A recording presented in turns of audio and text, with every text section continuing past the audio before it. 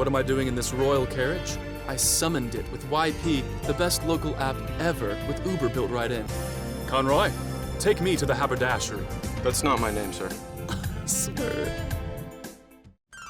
How do I get away with this? I bought tickets directly from the YP app, and with Fandango built right in, I go right to my primo seats with this obscene bucket of corn. Hot. Download the YP app. Do it now.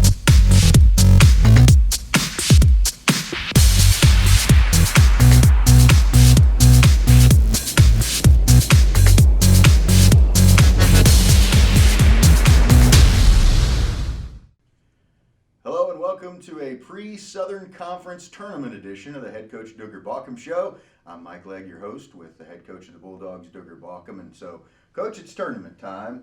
Regular season is behind us now, and so you go into the Southern Conference Tournament as the 10 seed. Lots of things to discuss about the tournament. Let's start off by talking about matchups, because that's key to tournament play, everyone says. And so, given your first opponent, and given the opponent that you could feed into on day two, which would be ETSU, how do you feel about the matchups going into tournament play?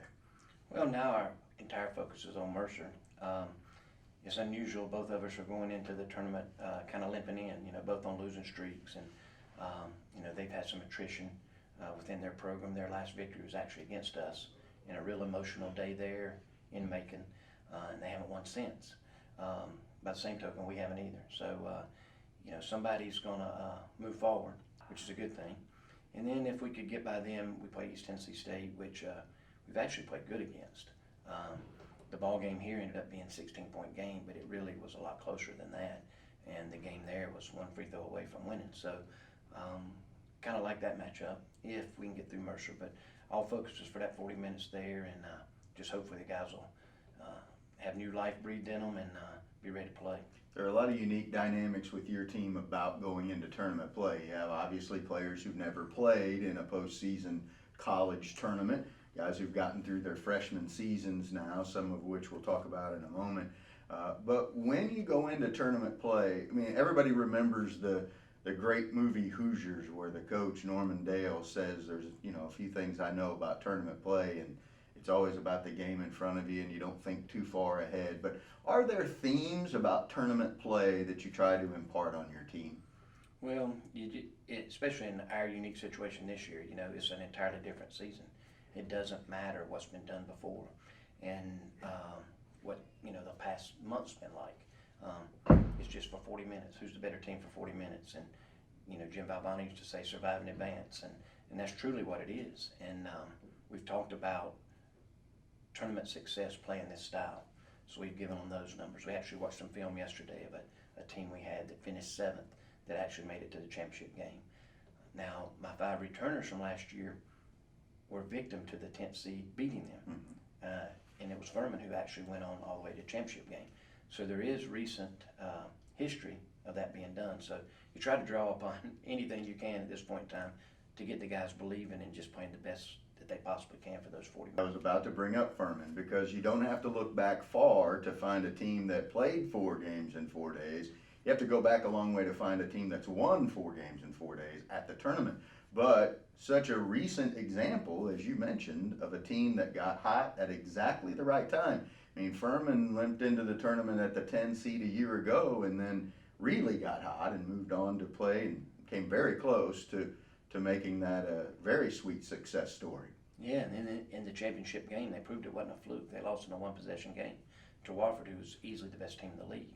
So, you can catch lightning in a bottle. They just really started believing and played really well, and funky things can happen. The pressure's always on the higher seed, the team that's supposed to win come tournament time. And one of the things, it's hard for teams to generate offense in tournament play because every basket means so much. So a lot of teams get tight. With our style of play, we feel that's always an advantage in tournament time because, we're going to play the way we play regardless. And it's just proved that, we've been pretty successful and playing on a neutral site. A lot of things can happen.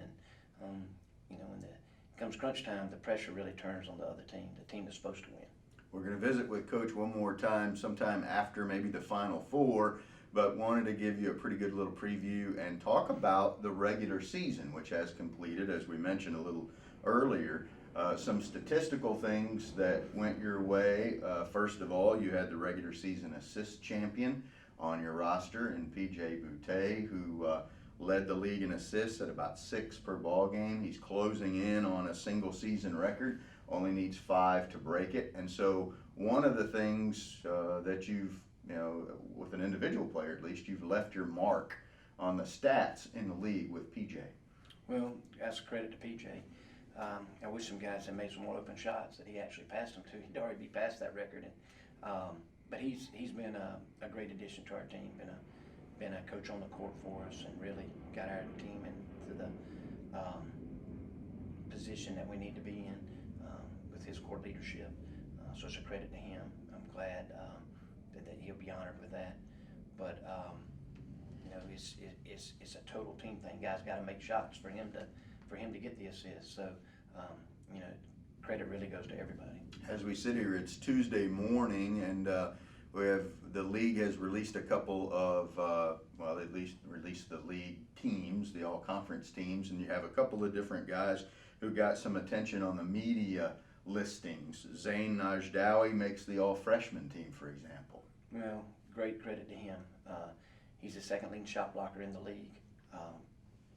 And came in not as a shot blocker. He's kind of had to play out of position for us because of our size, our limited size. But he's had a great freshman year. I couldn't be more proud of him. The year has kind of worn on him because we've asked him to play so much, and his production wasn't quite the same at the end of the year that it was early.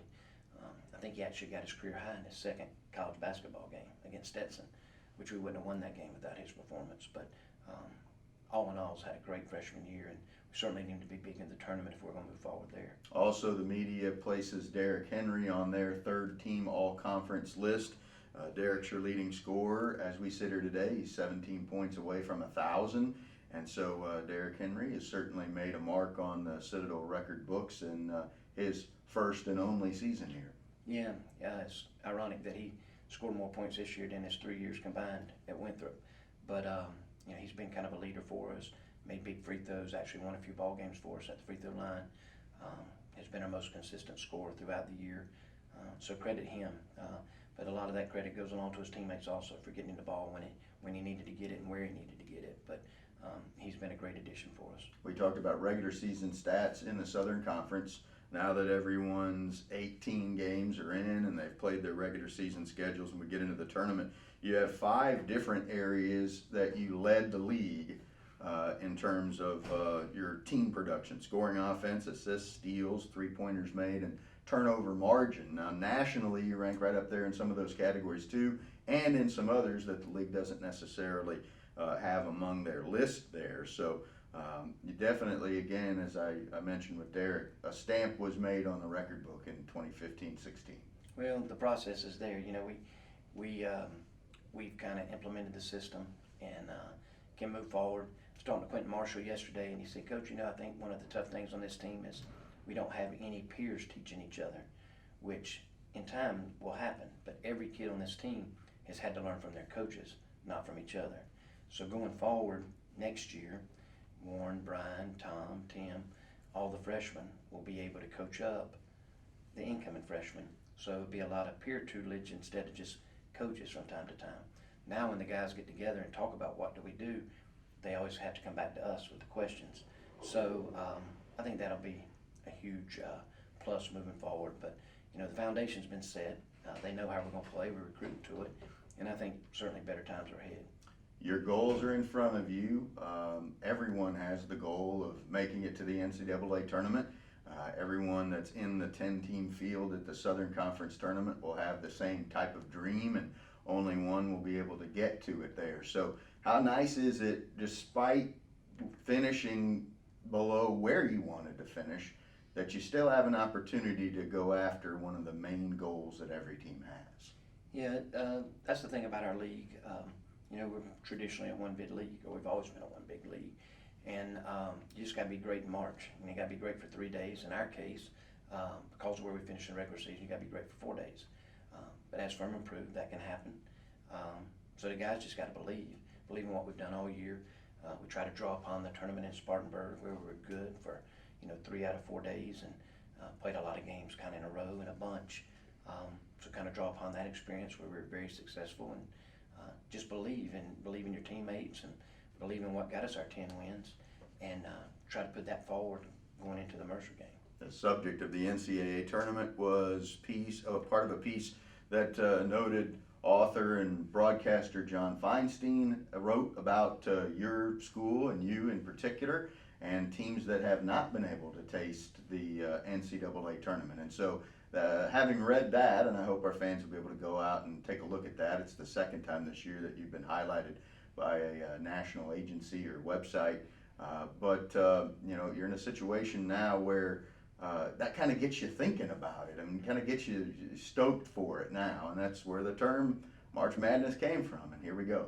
Yeah, it is interesting. I have original Division I teams haven't made the tournament, and of course Citadel's one of them, and I knew that when I took the job, and I just think that would be an awesome thing to accomplish at some point in time, and hopefully it could be this year, but I know with a little recruiting and our coaches staying in place and the foundation being set, that it can come in time. There's no magic formula, but it's just being consistently good, which I think we'll ultimately get and compete for championships. But it really comes down to being great in 3 days. You got to have a little luck along with you. You got to score the ball, but it's something that can be done, no doubt about that. The Citadel Bulldogs opening game in the Southern Conference Tournament in Asheville, North Carolina, Friday at 7:30. A win would move them into a 6 o'clock game on Saturday against ETSU, the 2 seed. And so here comes tournament time. We hope you're along for the ride. And for the head coach, Duggar Baucom, I'm Mike Legg. Thanks so much for joining us for this pre-Southern Conference Tournament edition of the Coach Duggar Baucom Show.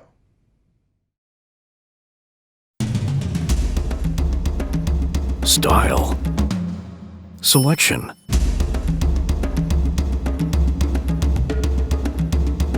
service,